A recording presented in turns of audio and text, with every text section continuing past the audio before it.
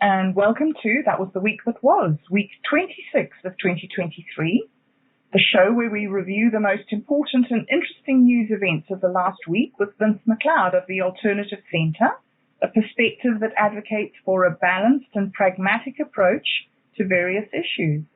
Vince, thanks for being with us once again today. Cheers, Bob. I'm glad to be here.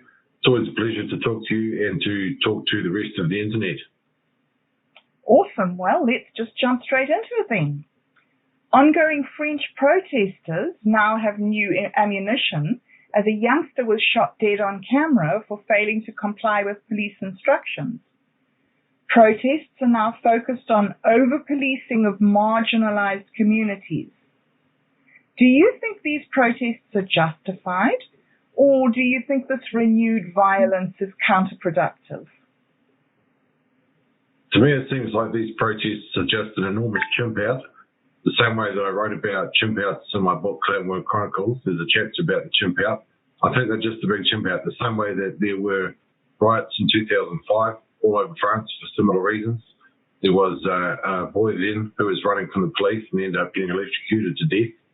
And it's very similar to the case just this week, where you've got a criminal running from the police and ended up getting shot dead because of I think the French police were afraid that because this man was in the car, he was potentially going to hit a pedestrian. Apparently, he'd already endangered some pedestrians, and so that's why they shot him.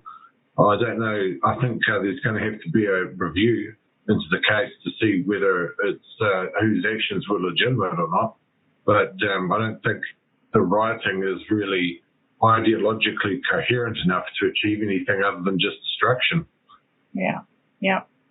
Well, it appears to me that the French authorities have decided to respond to these anti-police protests by granting additional rights and powers to the police. What are the chances of this working? Isn't there a better way? There could be a better way, but I think we're probably 20 or 30 years too late. These problems with the rioters, they're caused by disenfranchised, like you said, marginalised communities who don't really feel like they're part of France in the same way that certain marginalised groups don't feel like they're part of New Zealand here in New Zealand. You see the same thing in many Western countries, in fact, in most Western countries. So I think it's going to be, there's going to be no easy fix. Unfortunately, it's the kind of thing that there's going to have to be, in my opinion, a heavy investment in the welfare of the next generation. And then we're going to have to wait 15, 20, 25 years for that to come through the pipeline and for us to see some good results. And until then, we're just going to go backwards, unfortunately. Last week, I asked you if you thought that the West would prefer to deal with Prigozhin or Putin. This week, I'm wondering if there's a third choice, or do you anticipate that Putin could still pull back from the attempted coup against him? Putin's still clinging to power hard. Apart from the Wagner coup from Prigozhin, there's still the chance that someone else might take him out. Apparently, the Russian security services thwarted an assassination attempt on him just recently, just this week actually.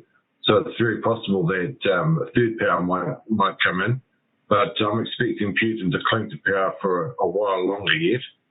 The difficulty now, I think, is that Russian forces are starting to get pushed out of certain territory that they've held since 2014, and that's an extremely bad look from the perspective of Russian leadership. So I think they are going to have some very difficult times over the next few months. And I don't know if it'll necessarily involve a coup or an assassination, but I wouldn't be surprised at all if there was a significant change in who holds the power in the Russian Federation. How do you assess the Kremlin's no-comment response to the missing general? Do you think they're trying to cover up the truth, or are they attempting to restore loyalty in their ranks? The truth on the face of it looks extremely bad. It looks like they lost control of one of their major generals to such an extent that the general decided to do a coup in March on Moscow and just about succeed in marching on the city and overthrowing the government. So They really are trying to play this down to the maximum possible extent. It looks atrocious. It couldn't look worse if you're in the middle of a war that you started to have one of your own generals turn on you and try and overthrow you. So it can only really be understood as a sign of maximum desperation on account of the Russian administration. That's why I said just previously that anything could happen. We have to expect anything could happen over the next few months in terms of the leadership getting overthrown, assassinated, couped, or in some other way taken out. So we have to be on our toes. This past week, the United States Supreme Court ruled against affirmative action policies. How do you think that this ruling will affect the diversity and quality of higher education in the United States? I think it'll decrease the diversity, but at the same time, it'll increase the quality of the education. It'll decrease the diversity because the affirmative action was making it a lot easier for blacks and Hispanics to make it into university and to make it into certain postgraduate courses. And it also made it much harder for whites and for Asians to do the same. The affirmative action isn't, as many people mistakenly assume, just discrimination against whites. It's also discrimination against other high-achieving groups such as Asians. So it's going to make it so there's going to be more Asians on universities in America. There already are a lot of Asians on account of that their culture prioritises education. So I think we'll just see more of those and fewer blacks and Hispanics. How do you view the role of the Supreme Court in shaping the political and social landscape of the USA? Is it too powerful and politicized? From an alternative centrist perspective, it's not easy to say what the right approach to something like the Supreme Court is. They are politicized in the sense that they get appointed by existing presidents, and the presidents only appoint Supreme Court judges who they know are going to be favourable to that president's interest. So they're not voted into power by the people. They're just appointed by basically political appointees.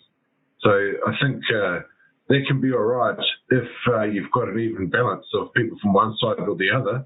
But then if you get an imbalance of Supreme Court judges who are appointed by either Democrats or Republicans, then you can get extreme left or right-wing policy start to get pushed through. So I'm not sure really what to think about that one, but I'd say that the American justice system has continued for 250 odd years without a major revolution or collapsing. So I think they're doing pretty well. Just down the road from me in Tauranga, a screening of the What is a Woman documentary was thwarted by unaffordable security costs last week. The city council was criticized for enabling the thugs veto, or allowing one group to intimidate another group into silence. Should organizers have to pay for the security needs arising at controversial events like this? That is a very difficult question to answer for a number of reasons, and I think the major reason hinges on what qualifies as controversial. Because if you say that any speaker who somebody might like to protest is automatically controversial, then you have given away the thugs veto to people who just want to turn up in silence whoever wants to speak. Julian Batchelor's coming to Nelson in a couple of weeks, and even though I don't agree with most of what he says, I want to go see him, and I want to exercise my right as a free New Zealander, as I have guaranteed under the Human Rights Act. Apparently I have the right to impart and receive information. So you're really trampling on people's rights by having a thugs veto that prevents people from being able to receive information from a speaker. And really, I think the police ought to do something about that. They ought to crack down extremely hard on the people who are trying to shut down these venues for free speech. Yes. You have advocated for free speech rights and open debate on divisive issues. How do you respond to the allegations that the event, What is a Woman, is a form of bullying and hate speech against transgender people and their allies? To me, it seems like those allegations are just hysteria. There's a section of the of the political spectrum at the moment that seems to think it can shut down any sort of debate or discussion on issues they don't want discussed simply by declaring that debate to be unsafe or to be threatening in some way or to be leading towards transgenocide or some other thing. But if you step back and look at it sober, I think you can see that most of these claims are really just hysterical, and I don't give them any credence. Last week, our Prime Minister went to visit China to attempt to re-engage with our largest trading partner in a post-COVID world. Is Hipkins trying to position New Zealand to take advantage of China's upcoming dominance in the Pacific region, do you think? I think it'd be crazy not to do so, especially if you consider the rise of the Chinese economy, which is already now roughly the size of the American one. And you have to bear in mind that China has 4 times the population, so the potential for further future growth over the next few decades is all on the Chinese side. In America, you can expect to hold steady or, if not, further decline. So if I was Chris Hipkins, I'd be saying New Zealand ought to position itself with a view for the next 20 or 30 years, not by getting in bed with China, but at least maintaining trading links so that we can do our best to work towards peace, because realistically, a war between America and China in the Pacific would be absolutely catastrophic for us in New Zealand and Australia. Well, Hipkins took a spare aeroplane with him on his trip.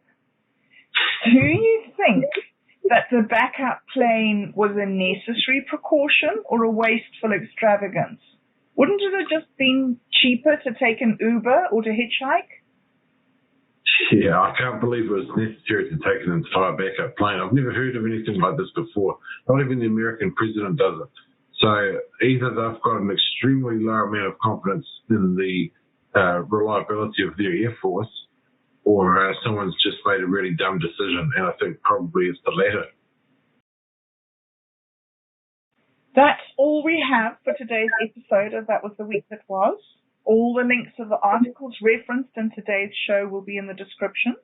If you enjoyed the show, please give us a thumbs up, leave a comment, and subscribe to our channel so you never miss a show. And once again, thank you, Vince, for your insight and perspective, and what a week that was. Cheers, Bob. Thanks for giving me a chance to talk to you and the rest of the internet. And it was a cracking week, and I'll see you again next week.